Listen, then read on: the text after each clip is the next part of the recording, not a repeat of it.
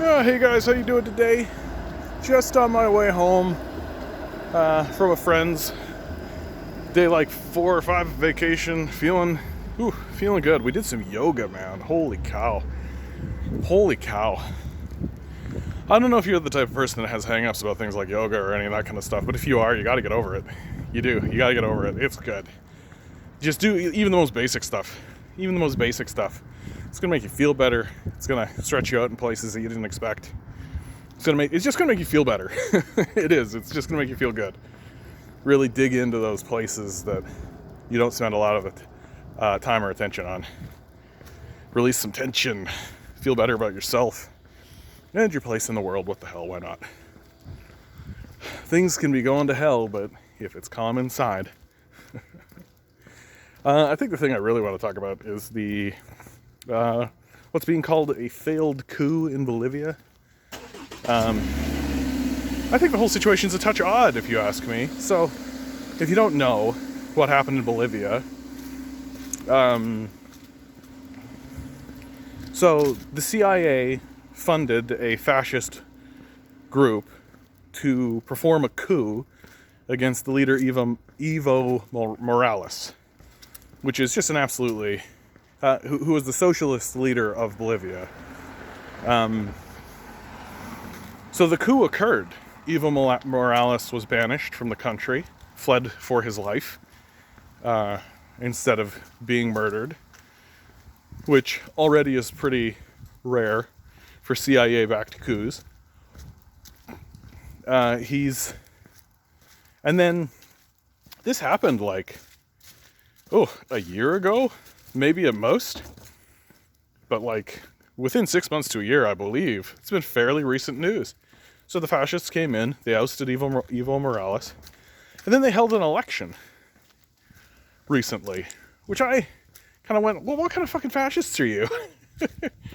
What kind of fascists are you holding an election? What are you talking about? So the fascists hold an election, and the socialists absolutely trounce them. The actual official results are set on Wednesday, right? But there's plenty of time. So in my view, there's plenty of time between now and then for things to get really fucky in Bolivia. And why did America do this? Bolivia doesn't have any oil resources, but what it does have is lithium, right? Lithium becoming way more important for things like batteries, right? Batteries have lithium in them. There are more and more components being used with lithium.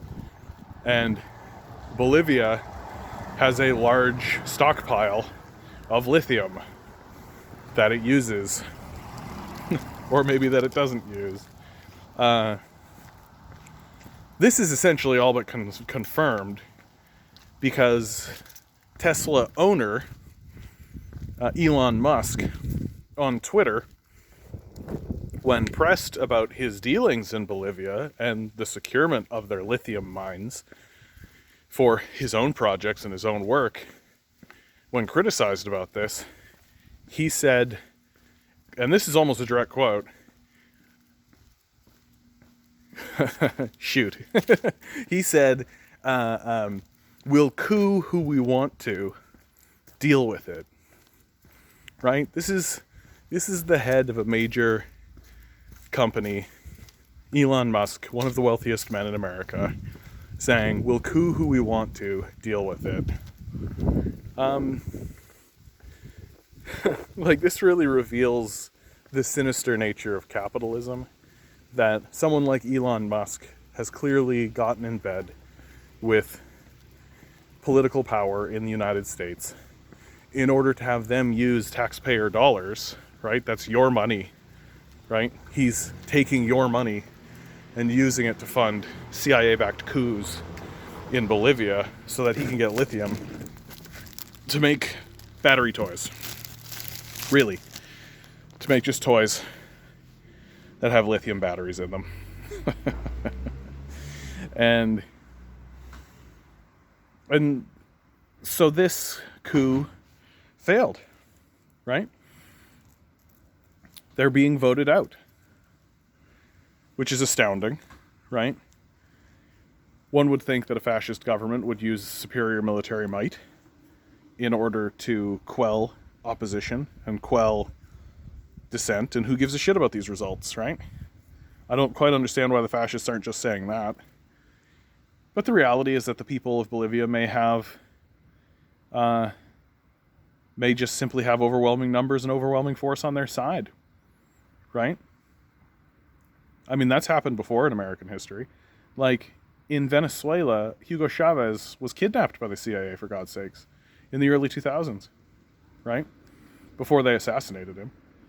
And the people of Venezuela took to the streets until finally the CIA actually released him, because the protests were so widespread and so loud. And that's probably what's going on in Bolivia. They're just not showing us that, right? Our media isn't really going to talk about this situation at all, because our media is weak and owned by billionaires and doesn't actually inform anyone of anything.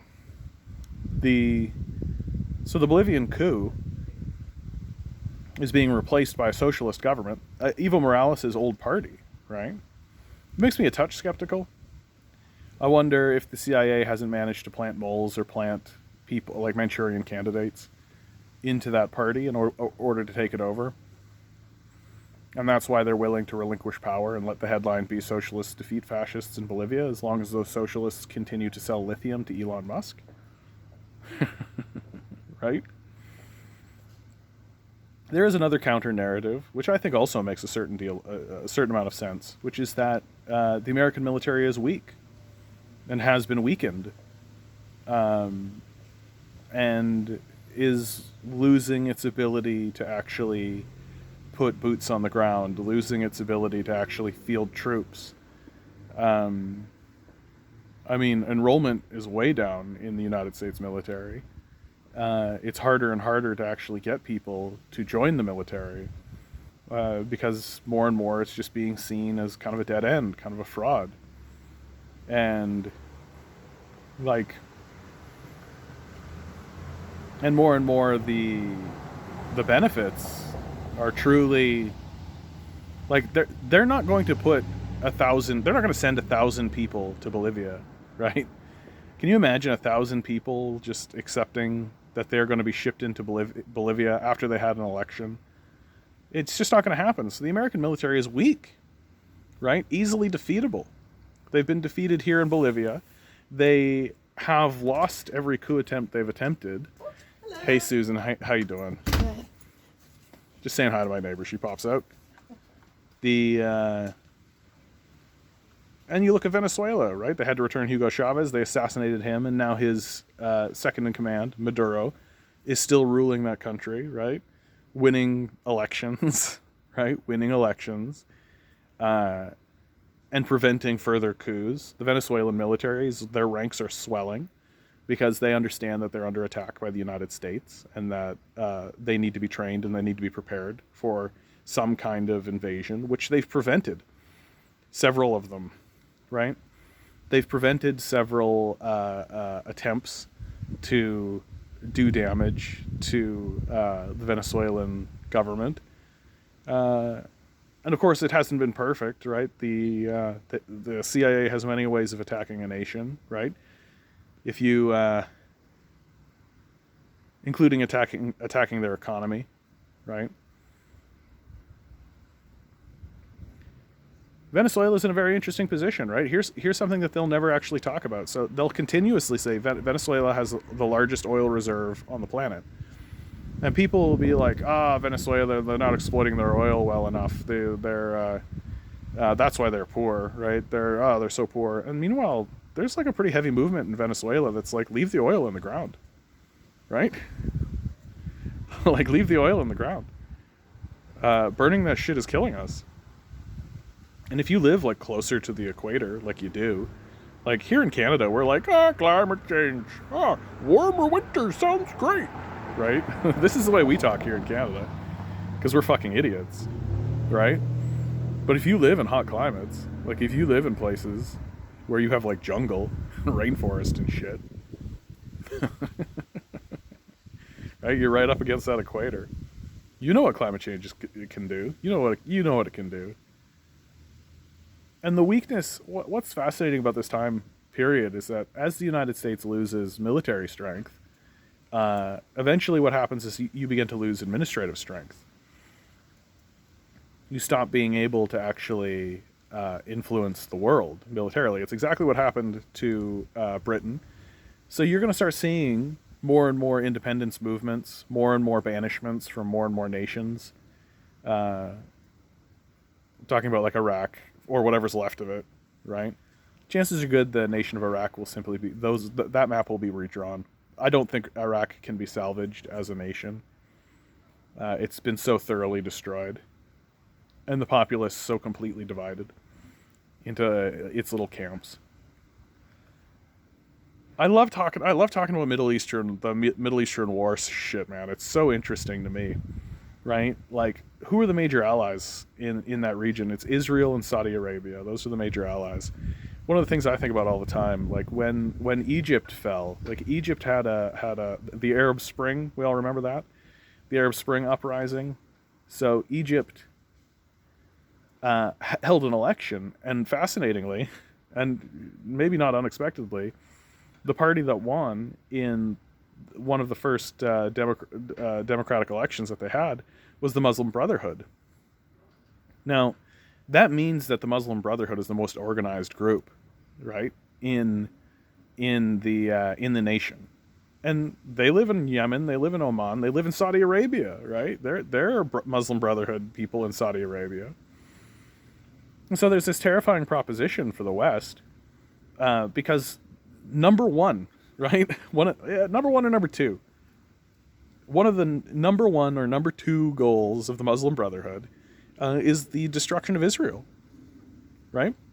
It just is. It's it's the destruction of Israel, and of course for their treatment of the Palestinian people, and for their many crimes in the region, right? Israel is like a puppet of America, and of course this gives them leverage.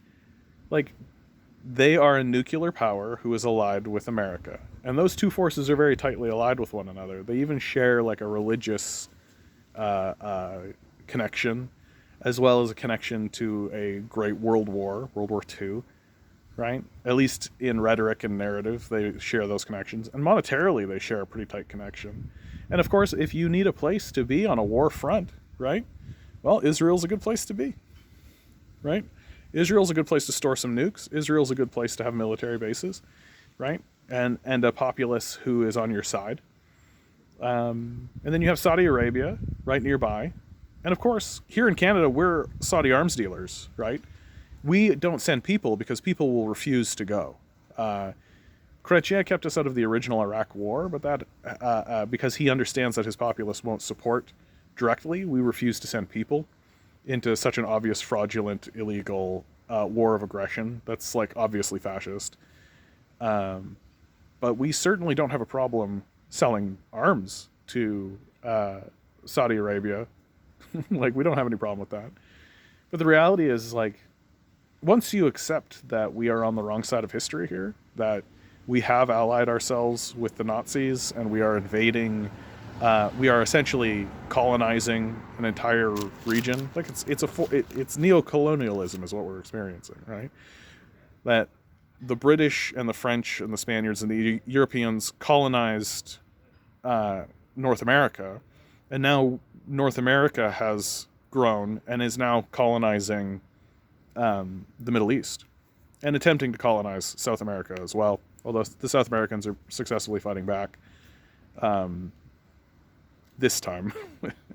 This time it seems to come in waves. Like, America was much better at oppressing South America in the 70s. So anyway, so once you accept that we're on the wrong side of history, then the exact right thing to do is to funnel as many arms as you can to Saudi Arabia so that they can suppress people around. Because if the Saudi Arabian government falls, like if the princes fall, if that monarchy collapses, and even if they hold a democratic election, well, guess who's going to win? Right? Guess who's going to win if they hold a democratic election? It's going to be the Muslim Brotherhood. Right? That's what happened in Egypt. A really high level chance that that's what goes on. And if Saudi Arabia collapses and they lack the military force or the military will to fight back against the Muslim Brotherhood, then Israel goes down. Or at least becomes under siege, as has happened in the past. And the great fear from the West, imagine if a group like the Muslim Brotherhood took Israel. Here's where things get really fun, right? Because the great fear in the Middle East is that one of these nations will get a nuclear bomb. That was their concern about Iraq, that Iraq would get weapons of mass destruction, right? A nuclear bomb. And one of the big negotiating points that America makes with Iran is you better not build a nuclear bomb, right? It's all about nukes, man. It's all about nukes. Because once you have a nuclear bomb, you can't be messed with by the United States. That's why the United States is so threatened by China. Because China has nukes, right? China has nukes. They can't go in there. They can't fight a long, protracted invasion. They can't take Tokyo. Sorry, Tokyo, that's Japan. Oh, my God.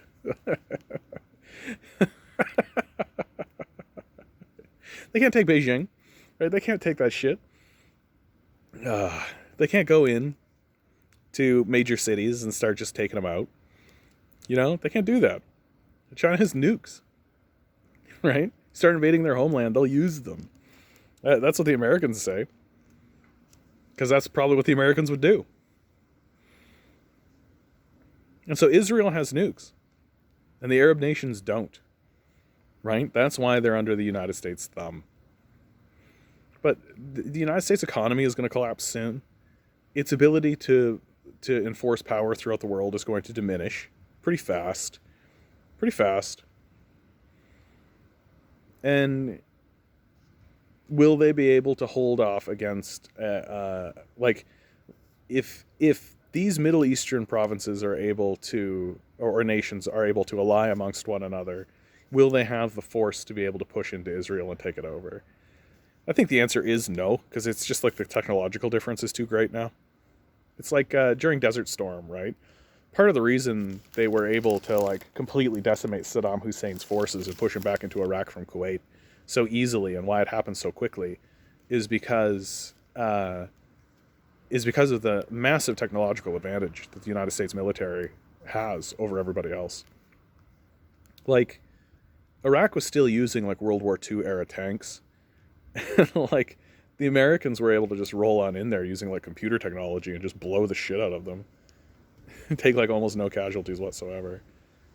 And so that raises really interesting and crazy problems and propositions. Because the American war machine is starting to grind. It's starting to grind to a halt. It's losing its resources. It's losing its power. It's losing its ability to influence on the world stage. And the populace is beginning to revolt against it, saying things like, hey, the money you're wasting blowing up shit in the Middle East, you could use to feed my family. You could use to clothe my children. You could use to educate them. You could use for healthcare, right? You could use for just care for the populace generally. And once you get into that stage, the empire dies. The empire declines, and these places start to seize their own power again and rebuild. Until they're invaded again by someone else. Someone like China, someone like Russia. We'll see though. I'd like to talk more about that. I think China could actually do lots of great things for the people of the Middle East if they continue acting in the way that they're acting to the African nations, for example. Anyway, I'm out of time. Look at that. It happens so quickly. Diminishing American power. It's going to be fascinating to see. As American power diminishes, what happens on the world stage and what happens internally to America itself. Wild times. Good luck out there, guys. Have fun.